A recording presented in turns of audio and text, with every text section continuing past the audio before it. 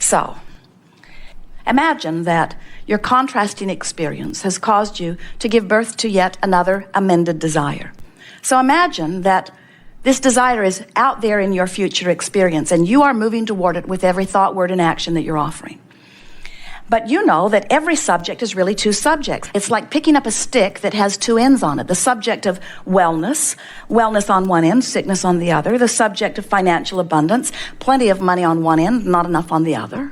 Relationships, feeling really good on one end, not feeling so good on the other. So every subject is like a stick with two ends. So out there in your future is a big long stick called financial abundance. And right now, where all of your power is, you're having an experience which is causing you to offer mental or verbal commentary. So, as you say things or focus on things that feel sort of good to you, you begin progressing toward the end of the stick that will please you when you get there.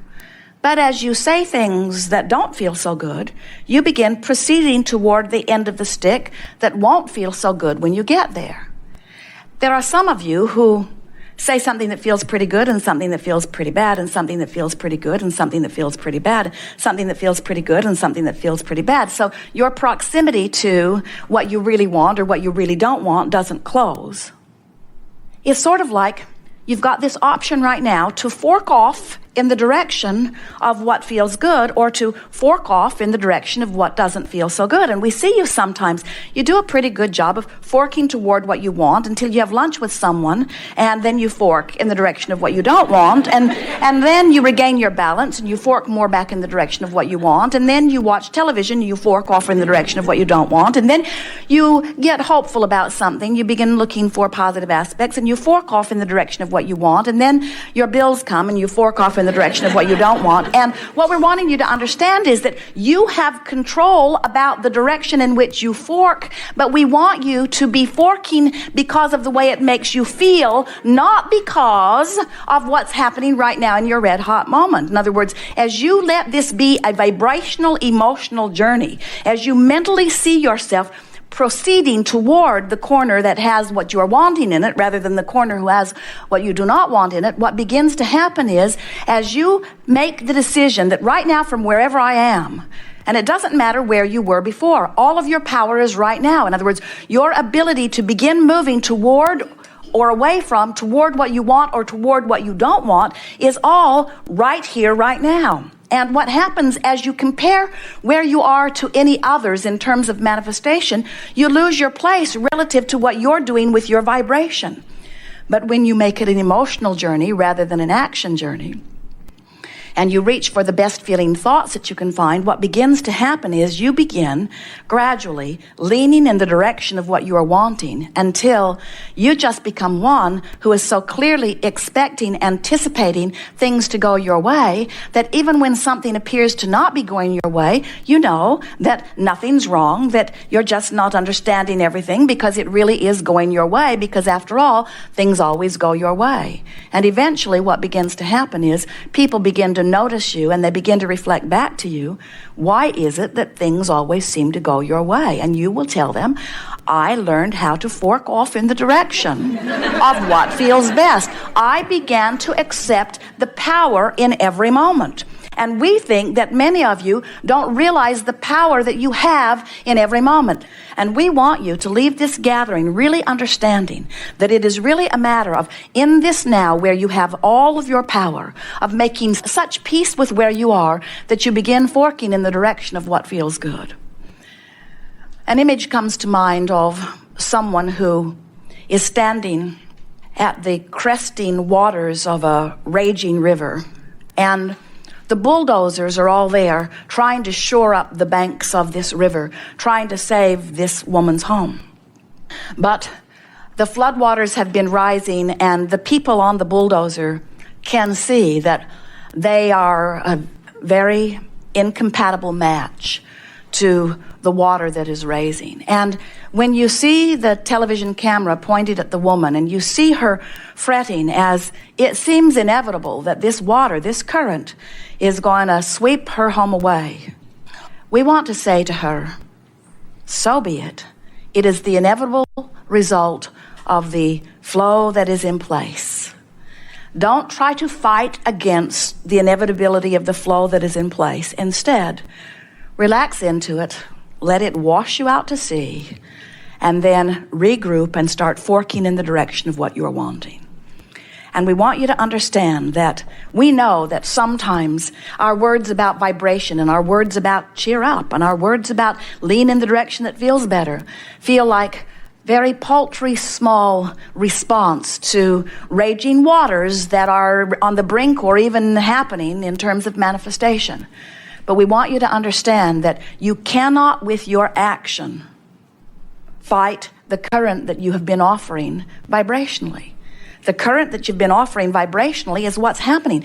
Don't you think that it is time that with all subjects, even like the subject of medicine, that people begin to approach it from the causation stage rather than from the trying to build a higher dike stage?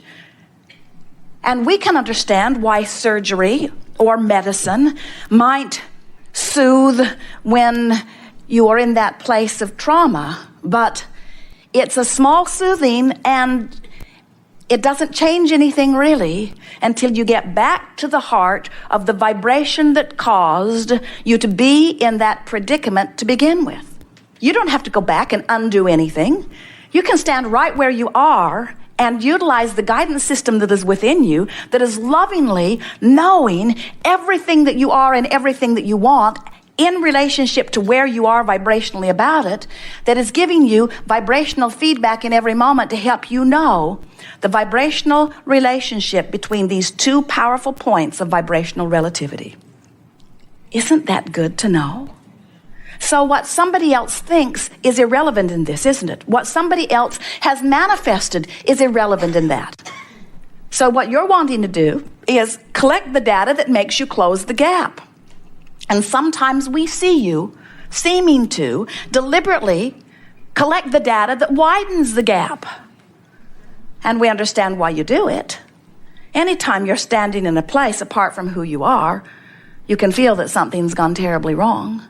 And there is this feeling of wanting to justify to someone why things are not better than they should be. And so as you drum up or amplify or gather the statistics of what has gone wrong in order to support your position of being where you don't want to be, we're wanting to say to you, not helpful. And nobody that matters in terms of source or in terms of your vibrational relationship cares about how you got there. Magellan never says, where have you been? It is irrelevant. The only thing that matters is, where am I in relationship to where I want to be? It's simple, isn't it? Simple to hear, simple conceptually. And in time, it will become simple to you as you stand in the moment of negative emotion and you say, I'm marching towards something that when I get there, I'm not going to like. Now, I can change my course of action now, or I can tempt fate a little more and see how far I can actually march before it manifests. I can continue to justify, or I can continue to wallow in my discomfort, because after all, I've done it quite a long time and nothing that really bad has happened. And we say, you get to choose, and no one is unhappy if you receive manifestations that are different from what you want.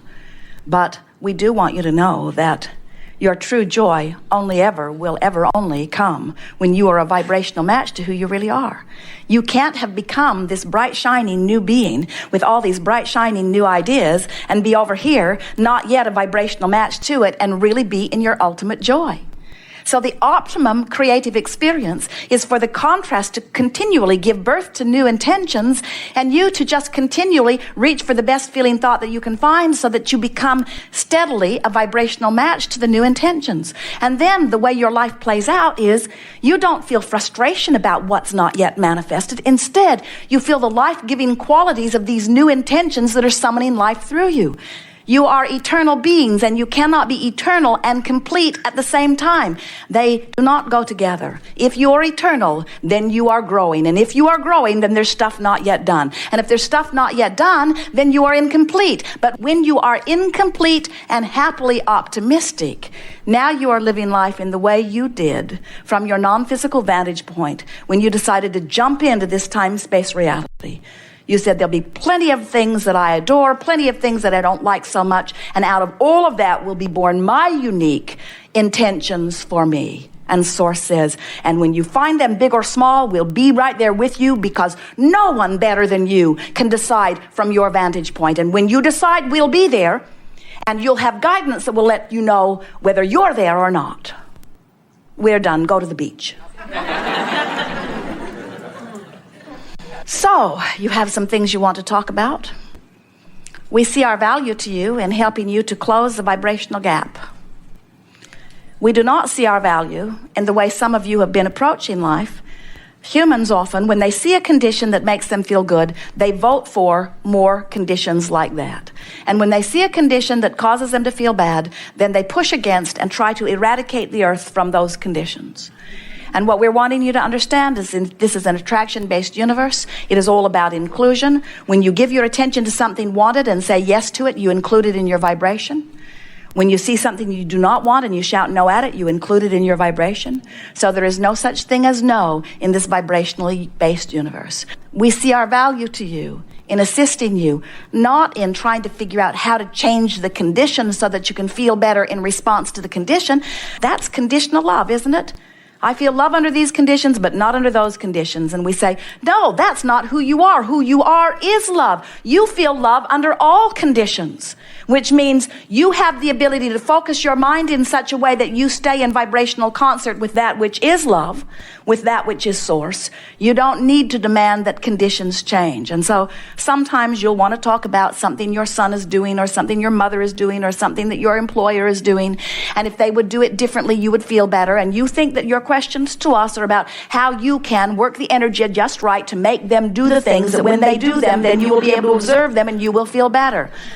And we say, surgery we understand, medicine we understand, bulldozers on the dike we understand, and we understand your motivation for wanting to do that. We do understand trying to keep your head above water just for one more moment while you get another breath of air. But what we are really wanting you to understand is that unless you do something about your vibrational countenance, nothing can change. Nothing long-term will change, that's certain. Haven't you found it interesting that a new disease pops up and humanity finds the cure only to find another disease popping up? Don't you think it's interesting that you don't get to the end of those diseases? And the reason you don't is because you have not yet got to the end of pushing against things. So we'll talk about unconditional love, which is finding vibrational alignment regardless of the condition, holding the thought of San Diego, even though I'm out in the desert, so that my emotional journey has me in alignment, which means my physical journey, my action journey, must catch up with it. Good. Begin right here. Yes?